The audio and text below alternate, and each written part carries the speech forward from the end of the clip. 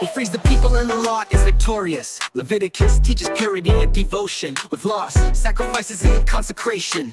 Numbers shows the people complaining. Disobedience delays the blessing. Moses will remember Deuteronomy, God's law so the people don't stray. Joshua conquers his place with faith. God's promise begins to take hold. Judges shows a cycle of falling and rising, but God always comes to rescue with love. Ruth is the story of loyalty and love. God honors those who follow with faith and courage. 1st and 2nd Samuel with Saul and David, kings who show how man can fall. 1st and 2nd Kings, kingdoms to divide. Prophets emerge and to instruct the people. 1st and 2nd Chronicles will retell the history of the kings for the people to remember. Ezra brings the law, builds the temple.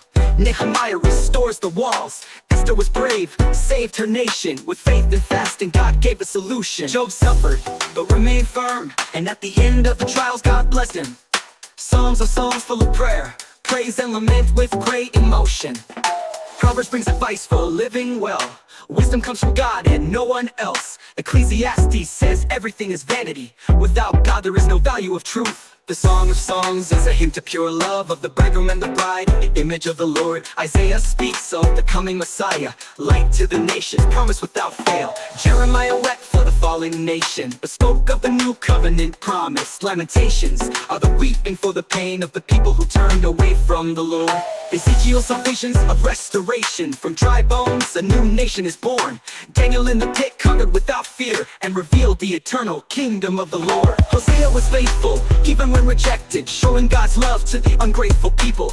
Joel spoke of the Spirit to be poured out and the judgment that will one day come.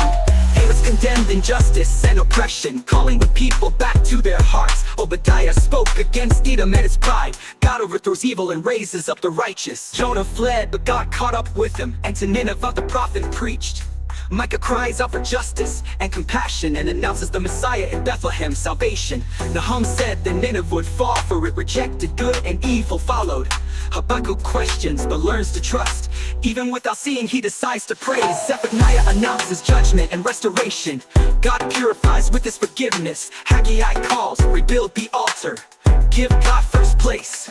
Zechariah speaks of the king coming, riding on a donkey in triumph. Malachi warns the people to return and says that Elijah will one day come to announce